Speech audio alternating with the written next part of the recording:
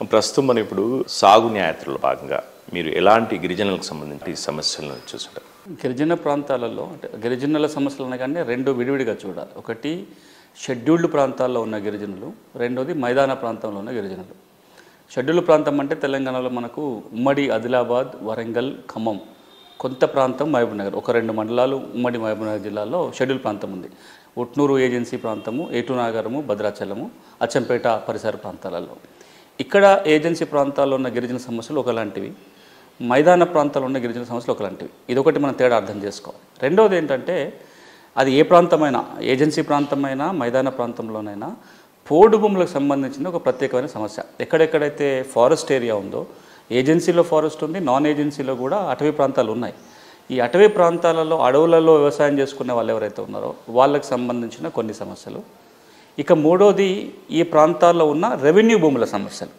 అది గిరిజన ప్రాంతం ఏజెన్సీ ప్రాంతం కావచ్చు, మైదాన ప్రాంతంలో అయినా రెవెన్యూ భూములు సాగు చేసుకుంటున్న వాళ్ళ సమస్యలు. ఈ మనం మూడు కేటగిరీలో చూడాలి.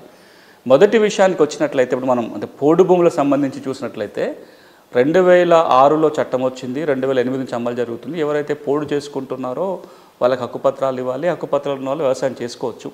ఎక్కువగా వస్తున్న సమస్యలు మేము పోడు చేసుకుంటున్నాం, హక్కుపత్రాలు రాలేదనో, హక్కుపత్రాలు వచ్చినాయైనా కానీ మమ్మల్ని వ్యవసాయం చేసుకొని ఇవ్వట్లేదనో, లేకపోతే ఆ పోడు భూములకు మాకు రుణాలు రావటం లేదనో, ఇట్లాంటి సమస్యలన్నీ మనకు పోడు భూముల గురించి వినపడుతూ ఉంటాయి.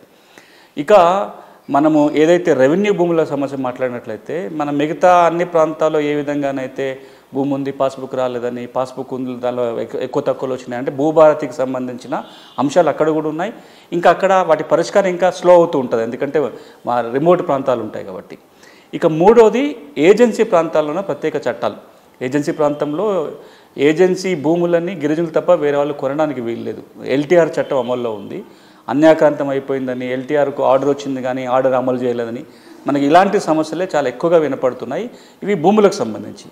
ఇక వీటితో పాటు విత్తనాల సమస్య పెద్ద ఎత్తున వస్తుంది. అంటే వాళ్ళ విత్తనాలు కొనుక్కొని నాణ్యత లేక మోసపోయిన సమస్యలు కావచ్చు, లేదా పెద్ద ఎత్తున గిరిజన ప్రాంతాల్లో విత్తనోత్పత్తి జరుగుతుంది. విత్తనోత్పత్తి చేస్తున్న గిరిజనుల సమస్యలు చాలా ఎక్కువ ఉన్నాయి.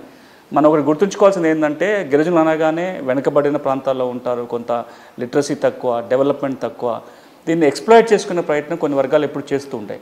దానివల్ల సమస్యల తీవ్రత, ఇప్పుడు చెప్పిన వాటి సమస్యల తీవ్రత కూడా ఏజెన్సీ ప్రాంతాల్లో కొంత ఎక్కువగా ఉంటుంది.